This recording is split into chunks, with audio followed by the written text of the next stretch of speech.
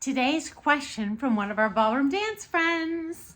I played a lot of golf when young. During that time, Arnold Palmer said when dancing with his wife, he found himself leaning to his right. He attributed that to his habitual stance in golf, as he was right-handed. I may have the same cause for swaying right too often, though I haven't played golf for a long time. Have you noticed this problem particularly in golfers learning to dance? And this question is in response to my very first virtual lesson student, who is a friend from Northern Idaho on our channel. And I had the opportunity to see many of his videos of his dancing. And one of the areas of opportunities for growth I saw for him is, hey, you're swaying to the right a lot. And sometimes that helps, and most of the time it's hurting. Anyway, so thank you, my friend. And you know what? Participation in any sport has pros and cons to ballroom and Latin dancers. I'm going to cover those today, okay? Now, firstly, any sport is probably going to improve your coordination, which is great. You know, people that have never played a sport, that have like a desk job, you know, their whole life, you know, it's a real thing. It helps if you learn, you know, how to do that with your fine motor skills, with your gross motor skills, from the jump. But there is a con to every sport. Every single sport has certain unique body positions kind of built into it, and certain areas of your body that you focus on and others that you don't, okay? The only kind of, in my opinion, sport that just is going to hurt ballroom dance and Latin dance all around is bodybuilding, okay? And I've covered this in other videos, but muscles are not flexible. That takes a heck of a lot more work to get a muscular body to be flexible. As a matter of fact, I've had competitive couples that are very successful. Their dancing kind of gets worse because they're hitting the gym hard trying to get stacked. Don't do it. You will get plenty, ample tone, muscle mass, a good body, so to speak, just by dancing, okay? Or, you know, light cardio, but do not build muscles, guys. Bad news bears, okay? Now, in dancing, we have a combination of flexibility, of strength, and of balance. And the more you have of each of these, the less you need of the others. So if you have absolutely no flexibility, like you can only compensate so much with brute force. Yeah, it's not going to be graceful, friends.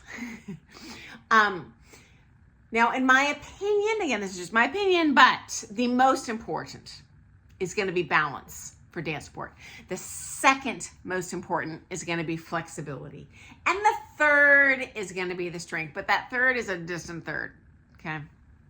Now, I'm no golfer, but I envision this is a sport that would require a great deal of precision, hand-eye coordination. And that's not a super extremely useful tool in ballroom dance. It's not useless, but it's not super high up there on the priority list, okay, frankly. That upper body coordination, it's gonna help.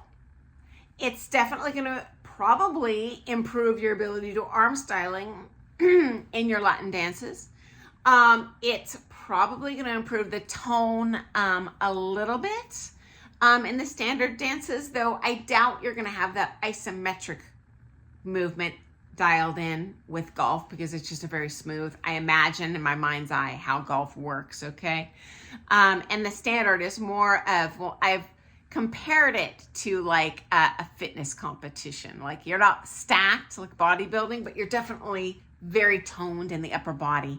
And that requires a great deal of lower body flexibility, coordination to be highly skilled.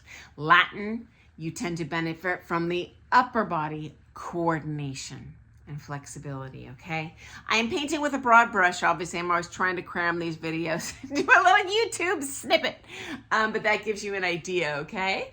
Now, interestingly, dance backgrounds, those can also negatively impact your dance sport career. I do think it's fair, regardless of how good of, a like lyrical dancer you are, I think it's fair to compete at the newcomer and bronze, etc. in ballroom and Latin, because these are different bodily skills, okay? Ballroom and Latin are unique, and that is a partner dance. And a huge part of partner dancing is that movement, communication with the partner, that synchronicity. And that does not come overnight to anyone, okay? Now, if you're a hip-hop dancer, in my opinion, that's probably the easiest foundation. I see them being very able to kind of pick up new styles quickly. I think it's because it's the diversity of movements they're doing in there.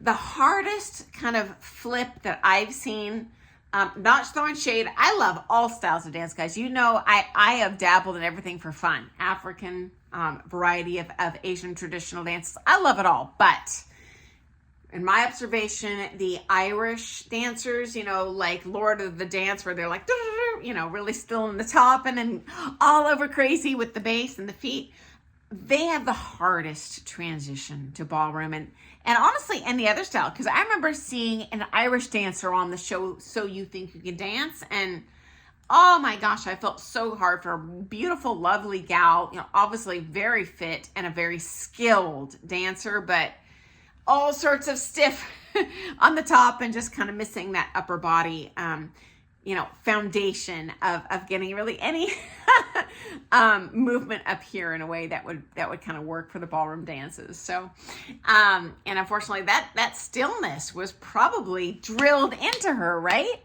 As an Irish dancer, that's what made her, incredible in her chosen sport.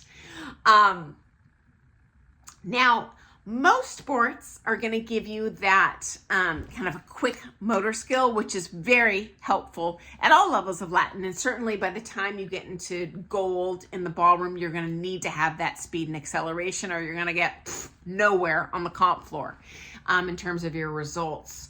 And that's, again, other than bodybuilding, you're going to get that in any sport, right? I've had football players. There's some sort of local high school coach. I don't know from what school, but he's referred football players to me.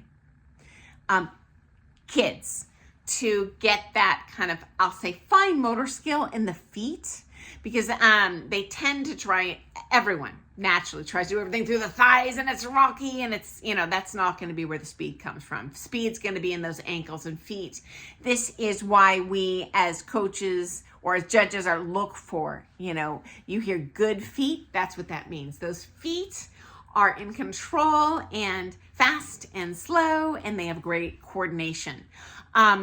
Your toes are almost like little fingers, guys. I'm telling you, you can get a great deal of fine motor skill, control, dexterity. That's going to make your dancing on fleek once you master that. Ain't going to happen overnight, but you know what? It takes years.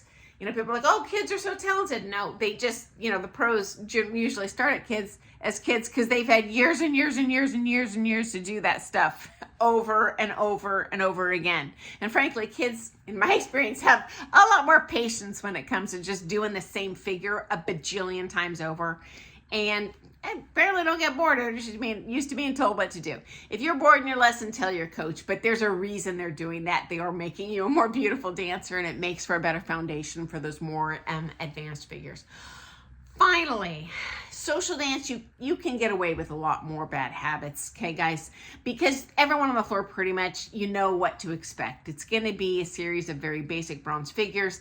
The follows basically know what they're supposed to do. There is a lot more visual lead. So even if the lead and follow kind of sucks, you can get away with it and still have an amazing, joyful dance experience. It kind of depends what your goals are, kind of what you want to focus on, okay? And it's still, social dance is still a joyful experience. I love doing it with dancers of any skill level, and it's a great workout. I don't like going to the gym. I get bored. I'm never bored on the dance floor, and I always leave sopping wet. Okay, and finally, there is always an exception. There are people out there that'll win the genetic lotto, like Michael Jordan. He was like NBA superstar, and then he went into the like minor leagues in baseball, and he did it for several years. But that is an aberration. Usually, you know, when you do start with one sport, there are some things you're going to have to overcome, some muscle memory that you're really hardwired in, like you're saying with that sway to the right. But anything can be overcome with time, and you know, everyone comes into this with their unique strengths and their weaknesses. And I guarantee that your involvement really in any sport except bodybuilding is going to serve you really well in your dance sport career. Okay, guys, I look forward to seeing you tomorrow. Doodles!